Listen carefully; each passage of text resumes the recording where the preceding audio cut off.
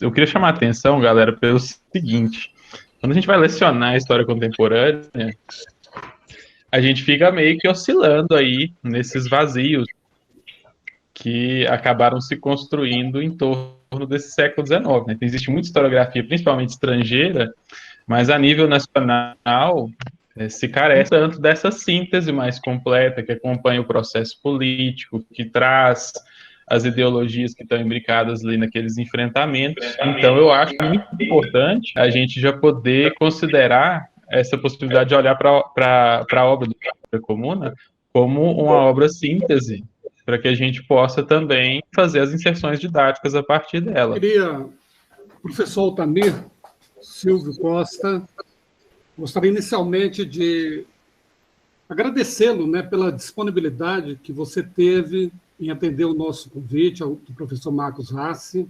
Foi brilhante a sua fala aqui durante 2 horas e 40, né? Diga-se de passagem, professor. E aí, você que é sociólogo, mas a gente entende que você é um profundo historiador, no sentido lato. Você é um intelectual orgânico do ponto de vista gramsciano, porque é um militante, né, que coloca muitas, desde a sua fala inicial, mostrando a importância da história para nós, e para que nós possamos refletir nesse momento tão difícil que nós estamos vivendo, como você realçou durante vários momentos.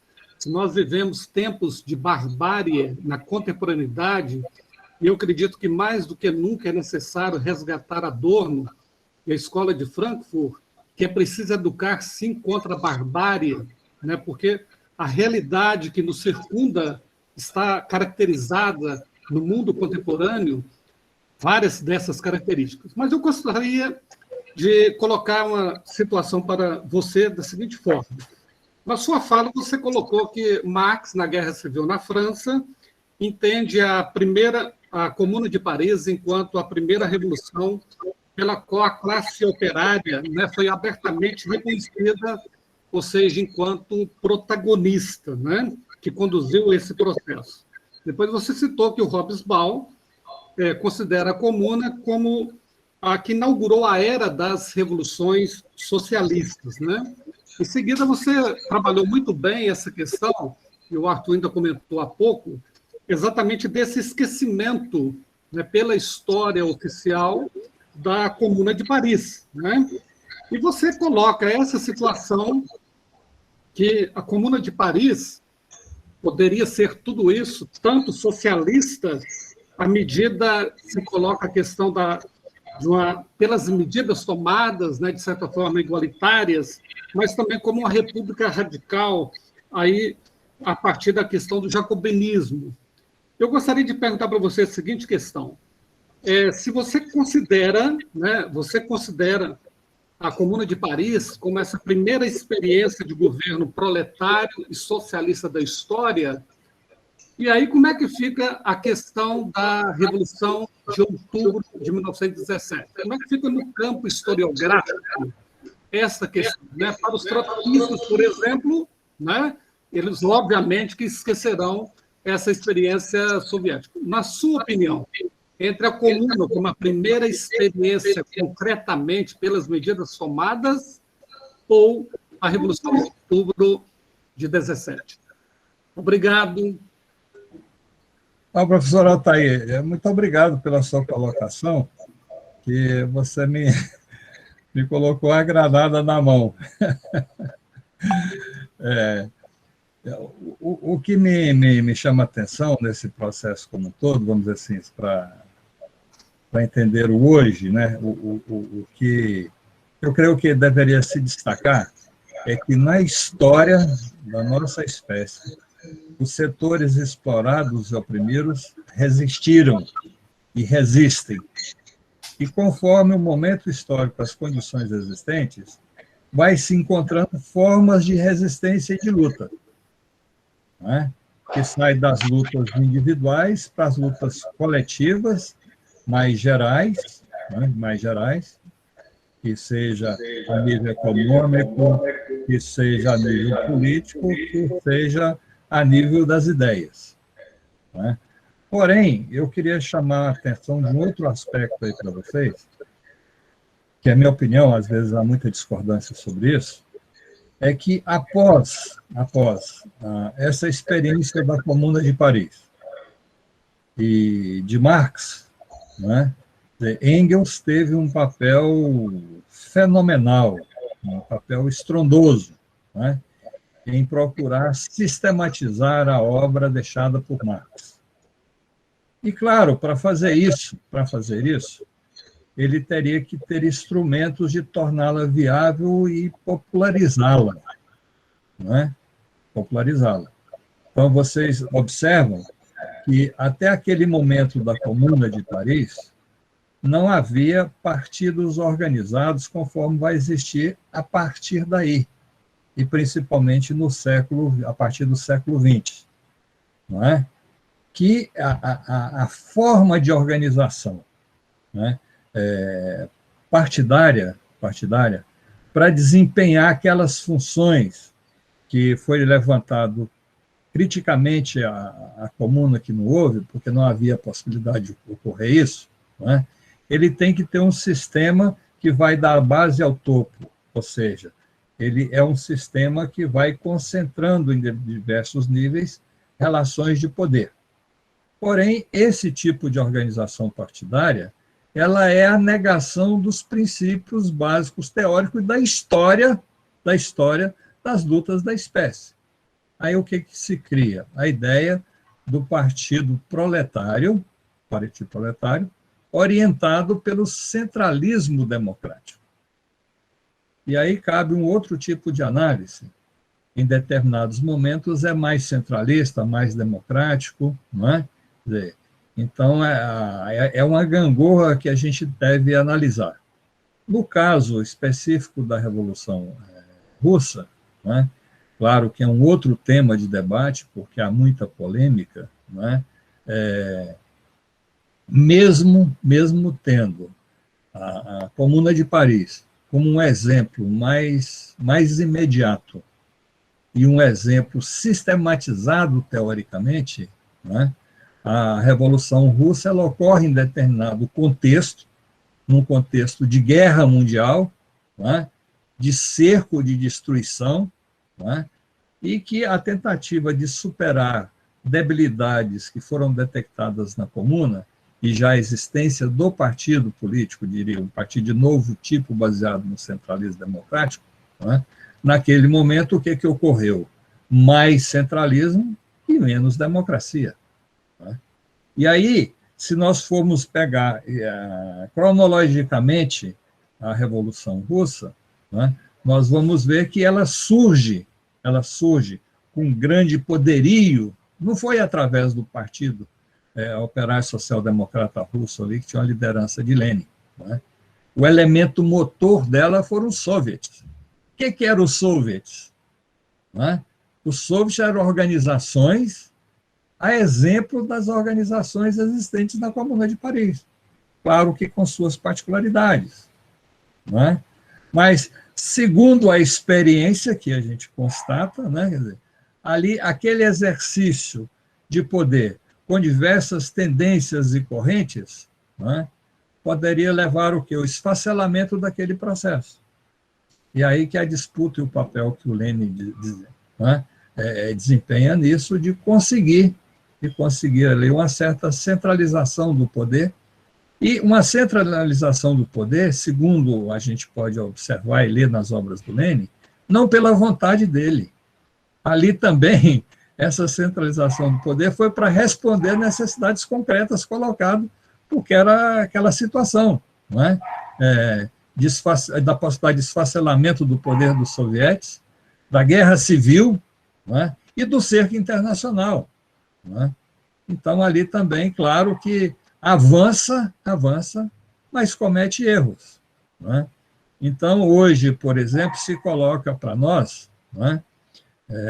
Pelo menos para mim se coloca, como desenvolver mecanismos de organização, que a gente chamaria de organização populares nos seus diversos níveis, a organização do proletariado, mantendo e reproduzindo elementos democráticos. Não é? Esse é um grande desafio, porque nessa tradição que vem do pré-comuna e da comuna, né? Quer dizer, aí fala, não, a esquerda precisa se unificar. Mas para unificar precisa primeiro entender o papel de cada um individualmente e o papel de cada um enquanto componente de um grupo social mais amplo. Não é? Quer dizer, as divergências, elas são salutares, devem ser feitas e realizadas democraticamente. Não é? Para quê? Para que a gente possa unificar forças. Então, há críticas à comuna, já apresentei algumas, né? Teria muito mais se a gente tivesse tempo aqui para aprofundar. Não é? Há críticas à Revolução Russa, muitas e muitas críticas. A Revolução Chinesa, muitas e muitas críticas. Não é? A Revolução Cubana, muitas e muitas críticas. Eu creio, na minha opinião, mesmo cada um de nós tendo uma opção política, ideológica, partidária, temos que ter a boa vontade, a atitude democrática, e aí não é só uma profissão de fé, nós temos que fazer isso praticamente, né, de aceitar o tal do debate, das divergências.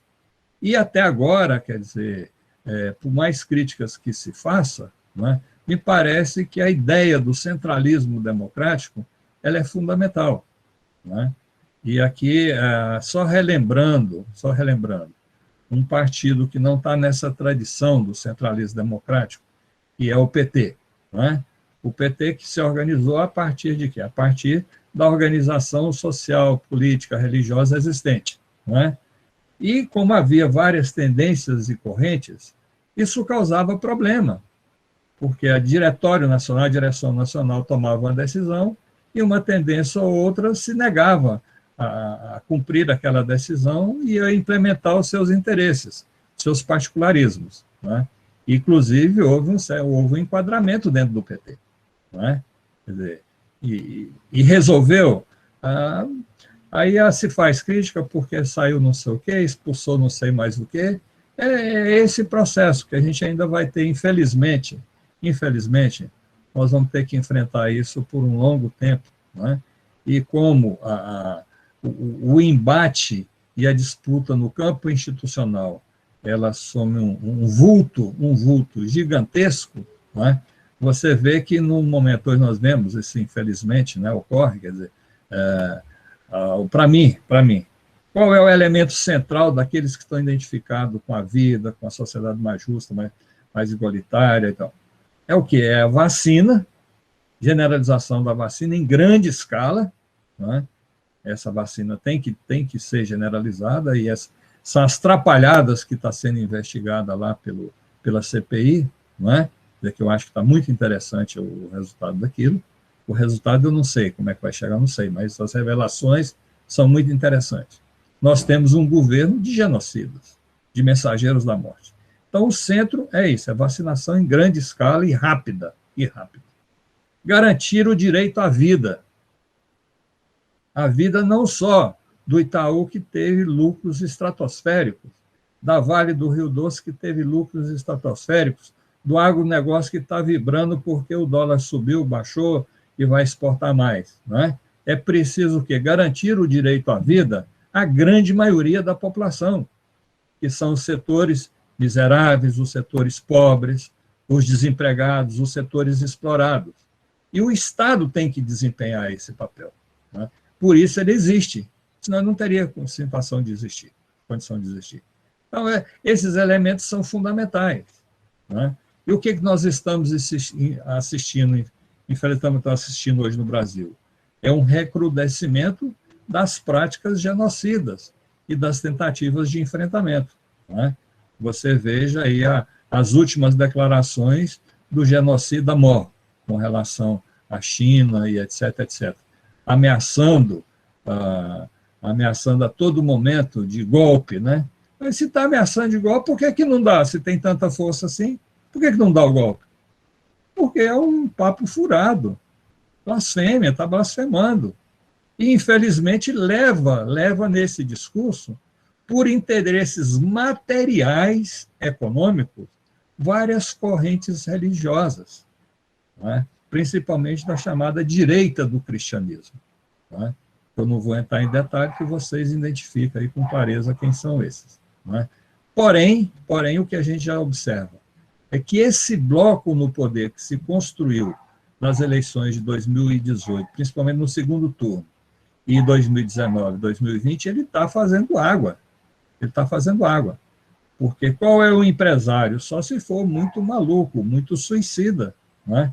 Contribuir para o darwinismo social, porque o empresariado, a burguesia, para ela existir e intensificar a acumulação de capital, ela não pode ficar restrita ao setor do agronegócio, ao setor da produção de minerais, ou ao setor financeiro. Ela tem que se voltar para a produção. Então, ela não pode destruir a força produtiva. E, ao destruir a força produtiva, ela está destruindo os consumidores. Então, tem uma questão central hoje, né, nesse governo, que, na minha opinião, é dado por isso, pelas suas atitudes e por essa contradição. Né? Tem alguns darwinistas sociais que entendem que a população aumentou muito e que, finalmente, a pandemia vai desafogar a sobrecarga de habitação existente no planeta Terra. Né?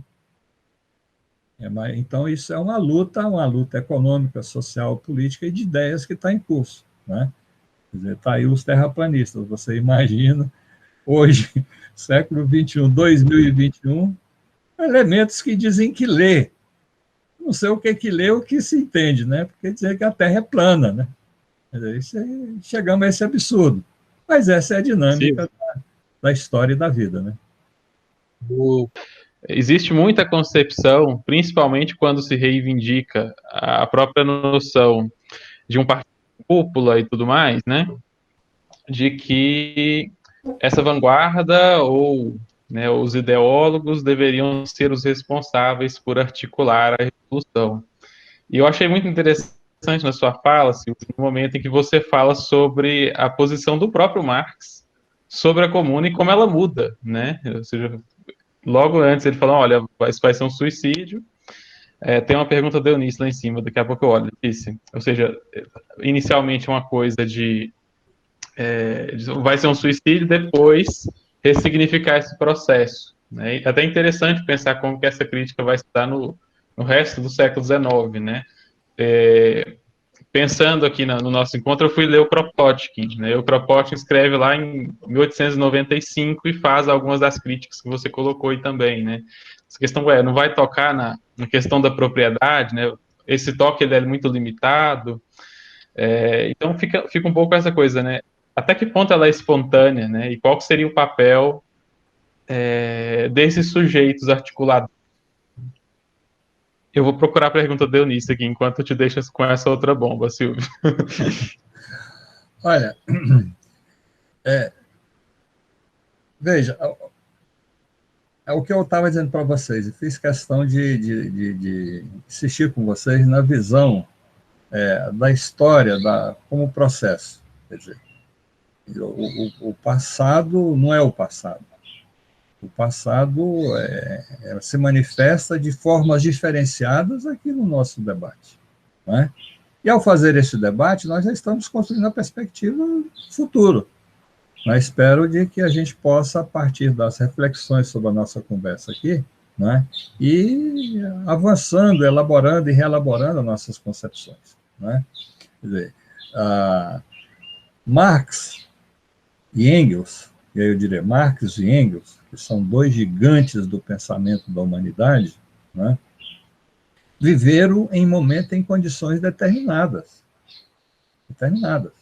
Né? Inclusive, Engels, em uma obra, ele chega a dizer, a fazer uma autocrítica, que eles tinham a expectativa que daquelas levas revolucionárias em 1848, na chamada primavera, que o Hobsbawm chama de Primavera dos Povos, poderia estar ali o germe das revoluções sociais, e claro que sociais, para responder às questões imediatas, não tem um caminho muito longo aqui ao socialismo, não é isso? Eles tinham essa expectativa, porque foi manifestações, insurreições de grande proporção, como nunca tinha ocorrido na Europa. 1848. 1871, não é? Foi a primeira vez, e aí, como eu disse para vocês, está na Guerra Civil na França. Marx faz uma análise do contexto europeu, daquela luta da Guerra Franco-Prussiana, não é? E do perigo que era uma insurreição popular em Paris, sem essa preparação, sem essa sublevação de várias outras regiões importantes da França. Não é? E ele conclui, quer dizer, e foi real. Quer dizer, essa insurreição, ela pode levar, sendo derrotada, e tudo indica que dificilmente ela será vitoriosa, não é? Que sejam massacrados o que de melhor o proletariado, a classe operária, os lutadores, independente da tendência, não é? Tinha produzido nesse processo de revolução e contra-revolução da França. Não é? E aí ele entende dessa forma. Porém, como não tem o controle, aquilo que eu já tinha dito anteriormente, quer dizer, nós não temos o controle da vida, da história, nem da nossa vida pessoal. Às vezes a gente não tem controle, a gente controla o que é possível, né? E é pouca coisa, o que não é possível corre solto, até a gente conseguir botar a mão, né? Se botar, né? Em uma parte ou outra, né? Você imagina do processo histórico. Como é que se preveria, não é? Primeiro, uma reação digna, não é? Digna do proletariado de fazer subvenções e comprar canhões para defender Paris, o que o governo reacionário era contra, que Napoleão não tinha feito, o Defesa Nacional não tinha feito, e que o Thiers queria era desarmar, né? Então, quer dizer, eles compram, subvencionam, pagam com as suas parcas e difíceis condições de existência, compram e instalam o quê? No morro, Montmartre, né? E aí, veja, se imagina, o que o governo reacionário manda? Manda eles ao exército ir lá e retirar esses canhões para desarmar Paris conforme as exigências dos prussianos. Esse era o plano. Porém, quando as tropas do exército regular sobem ao morro e começam a tentar retirar os canhões, as mulheres despertam e assumem a frente e com seus corpos se coloca na frente dos seus filhos, muitos com criança no colo, se coloca à frente e não permite retirada. Não é? E aí tem um exemplo interessante disso.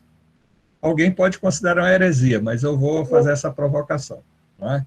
E diz, não, as Forças Armadas são formadas na disciplina, na hierarquia. Não é? Porém, em vários momentos históricos, essa disciplina, essa hierarquia não funcionou. Não funcionou. Tem vários exemplos históricos. Pegando esse da Comuna de Paris. O que as tropas da reação fizeram frente à resistência das mulheres, e depois chegaram também os homens, né, eles impediram. Eles cederam, eles confraternizaram com a população. Os comandantes, dois daqueles que eram comandantes que insistiram em manter isso, chegaram a embaiar e a ameaçar com morte aqueles que não disparassem sobre a população, eles se negam. E faz justiça com os dois capitães que dirigiam aquele processo, com os dois oficiais que dirigiam aquilo. Né?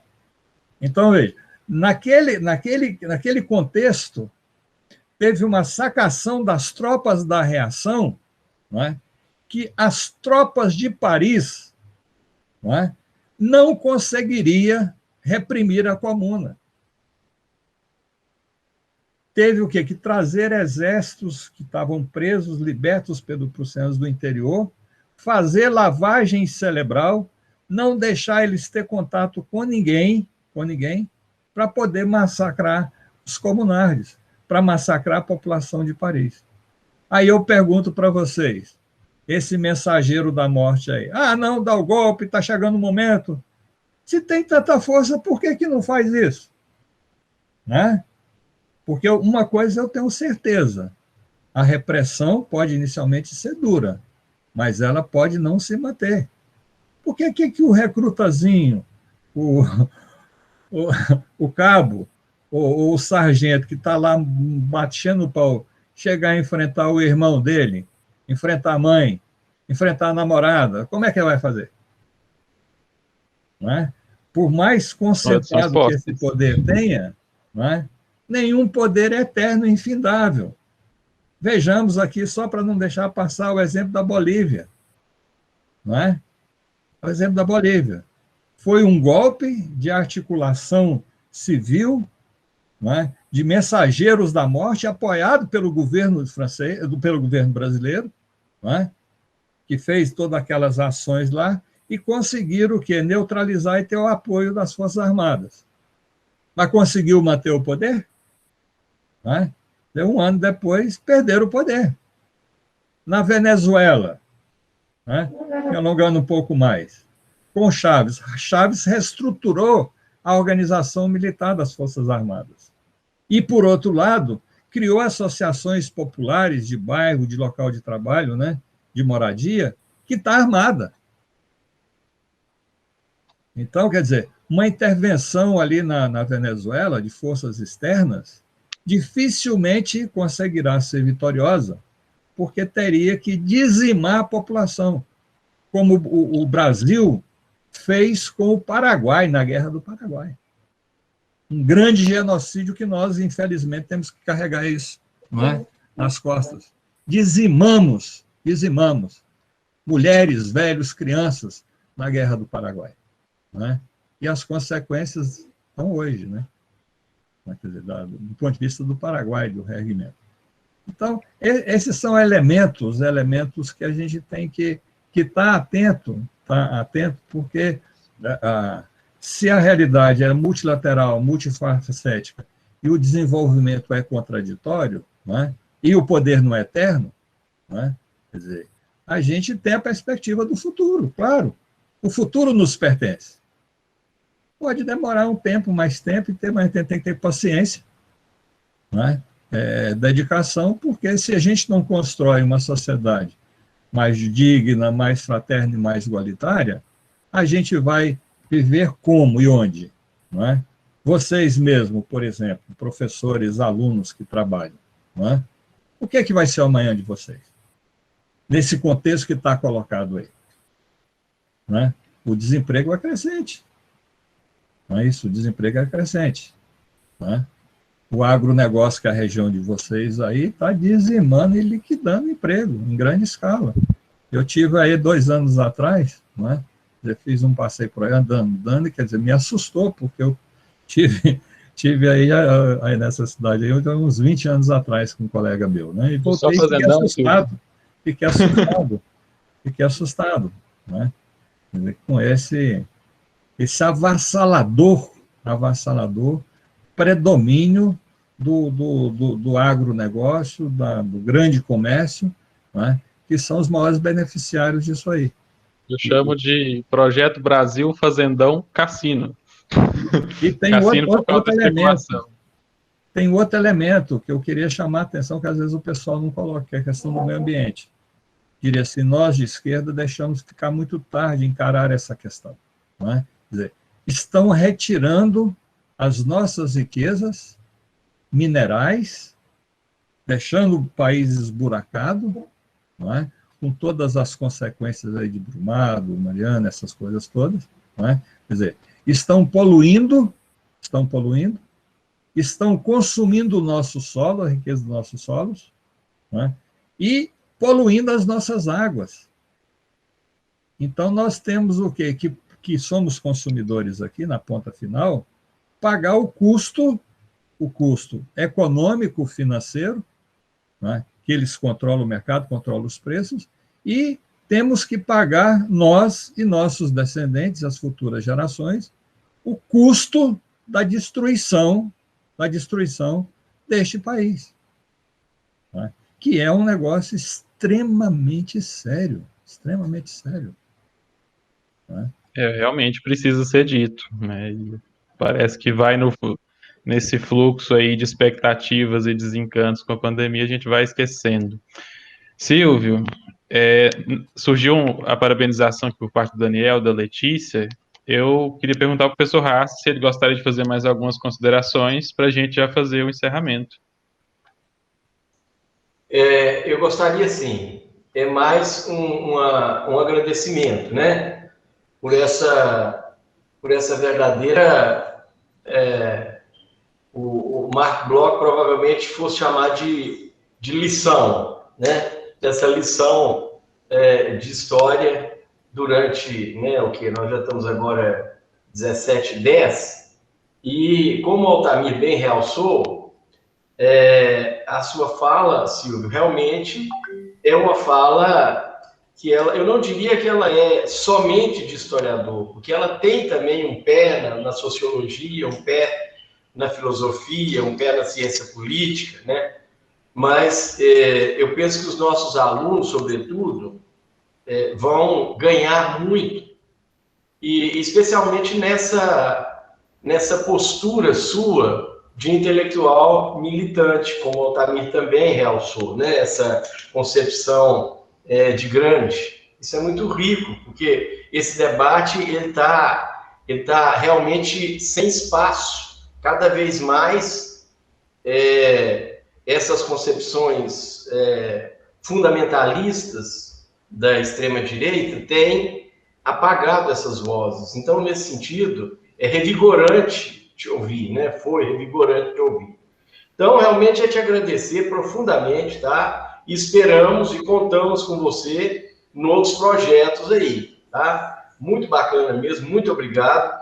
Obrigado também pela galera que esteve presente. Arthur, a você também, muito obrigado, gente. Não se esqueçam de visitar lá, né, o Catarse. O Arthur já colocou aí várias vezes no chat, para vocês terem acesso ao livro do Silvio, né? Então, muito obrigado mesmo, uma boa tarde a todos. Muito obrigado, Silvio, valeu. Muito obrigado a vocês, porque abordamos aqui uma série de questões que, infelizmente, o tempo nos limita, né? Quer dizer, fica uma série de questões abertas e espero que tenha correspondido um pouco às expectativas, mesmo sabendo da debilidade que fica o debate, que não permite a gente aprofundar muitos elementos, né? Mas espero ter contribuído aí um pouco para o aprofundamento e a continuidade desses debates, né? E gostaria, assim, de reafirmar que, se a gente se coloca numa perspectiva de que nós somos parte atuante enquanto indivíduo, enquanto ser social, enquanto componente dessa sociedade, responsáveis pelo construtor, né, agentes e construtores dessa sociedade mais digna, mais fraterna, mais igualitária, nós não podemos perder nenhum espaço de oportunidade que tivermos, né? Mesmo nesses embates ferozes, agressivos que nós estamos enfrentando, e, sem dúvida, vamos enfrentar mais ataques, né? E mais violentos, né? Quer dizer, os ataques armados estão começando a se manifestar, conforme, por exemplo, no Jacarezinho ontem, né? Então, não nos surpreendemos sobre o que vem por aí, e, claro, se temos esse compromisso, nas condições existenciais de cada um, temos que procurar nos organizar, nos preparar, porque nós sabemos que o futuro pertence à construção de uma sociedade mais justa, mais fraterna e igualitária. E nós somos esses agentes, né? Nós somos esses construtores. E muito obrigado a vocês, e estou à disposição de vocês para o que for possível e necessário. Obrigado, Silvio. Acho que o Bosquinho resumiu aqui. O professor Silvio nos trouxe esperança para continuar a luta. Valeuzão. Como diz por aqui, não podemos entregar a rapadura. Exatamente, Silvio. É isso aí. A luta continua, companheiro. A luta continua. Vamos lá. A vitória não pertence. Ok. Boa tarde, então, a todos, gente, a todas. Boa tarde. Presença. Valeu. Beleza. Vai. Estamos fechando aqui, tá? Um abração. Abraço. Um abraço. Até mais.